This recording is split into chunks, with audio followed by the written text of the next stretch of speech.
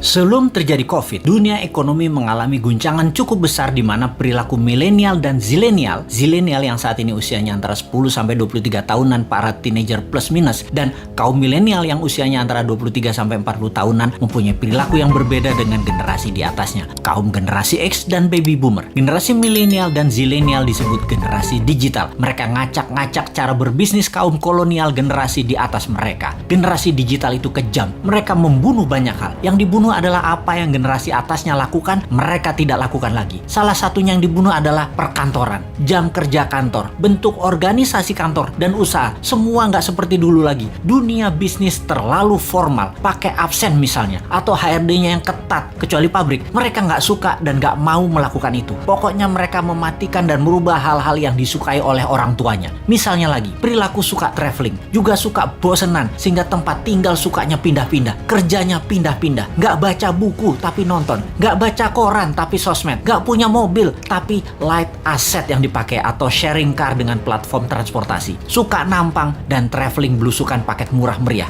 Generasi digital juga membunuh media TV karena generasi digital everyone is broadcaster, everyone is reporter. Merek dan brand dibunuh juga oleh generasi digital. Brand itu menjadi less important bagi mereka. Bagi mereka yang penting adalah 3R, yaitu rating, review, dan recommendation. Lalu masuk masa COVID. Mendadak dunia bisnis menjadi harus digital. Tepatnya dipaksa menjadi digital. Dipaksa jualan lewat platform marketplace. Dipaksa jualan lewat iklan di sosmed.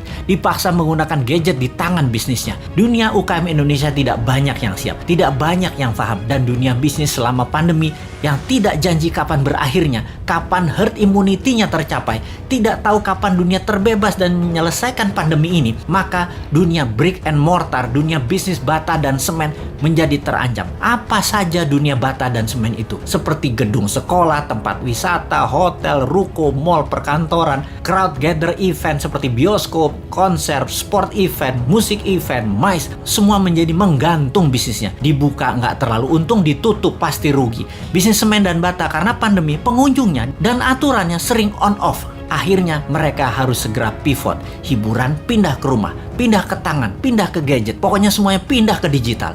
Inilah masa killing time bagi bisnis yang tidak bisa pindah ke digital. Bagi yang lambat beradaptasi, siap-siap gulung tikar. Catatan ya, COVID akan berada bersama kita selamanya. Pandemi biologi ini tidak akan selesai karena bisa saja bukan hanya virus ini mutan, namun virus lain lagi terjadi yang selama ini diam-diam saja, lalu terancam dengan adanya vaksin, maka mereka kemudian melakukan mutasi. Flu bisa menjadi virus yang mematikan, bisa saja terjadi. Ebola, SARS, AIDS, semua bisa bermutasi dengan vaksin di tubuh manusia. Siapa yang tahu?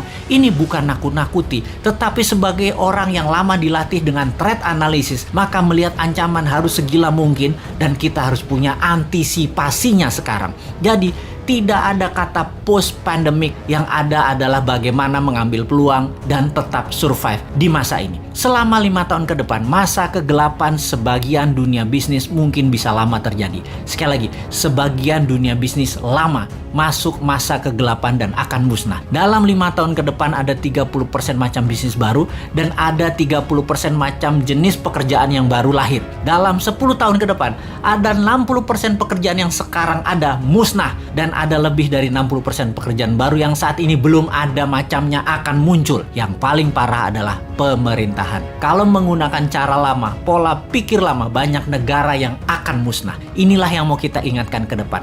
Pastikan calon pemimpin ke depan mengerti apa yang akan terjadi ke depannya nanti. Calon pemimpin ke depan harus punya tim yang solid dan berpengalaman dunia internasional. Calon pemimpin ke depan tidak hanya dia populer, tapi dia paham dan terbukti bisa menjadi pemimpin visioner dan leader yang tegas. Kalau dilihat di etalase saat ini yang akan memimpin ke depannya, masih banyak hal yang harus mereka buktikan. Seperti yang saat ini deh, ternyata di awalnya sangat bagus program kampanyenya, baik incumbent maupun penantangnya. Ketika keduanya bergabung dalam satu wadah, sama COVID aja keok. Sebelum COVID aja sesungguhnya sudah tren turunnya. Tambah COVID, jadi minus. Tambah lagi, kalau perang Tiongkok-Amerika jilid 2 terjadi, bengek bernegaranya pasti. Tambah fakta lain lagi, yaitu perang biologi pandemi ini berkepanjangan, kejet-kejet gejala stroke bernegaranya. Belum lagi, yang sejak 4 bulan yang lalu kita dengungkan, perang cuaca yang bisa membuat kelangkaan pangan terjadi. Wes ambiar bernegaranya, kalau tidak bisa membuat antisipasinya. Jadi, kita ngeledekin incumbent, kita lanjut ngeledekin oposisi yang tidak memberikan solusinya. Kemudian apa solusinya New Mind? Sabar, sebentar. Ini lagi celingukan kiri kanan ngecek ada agen globalis tukang siomay nggak bawa HT di depan rumah. Gue mau beli dulu.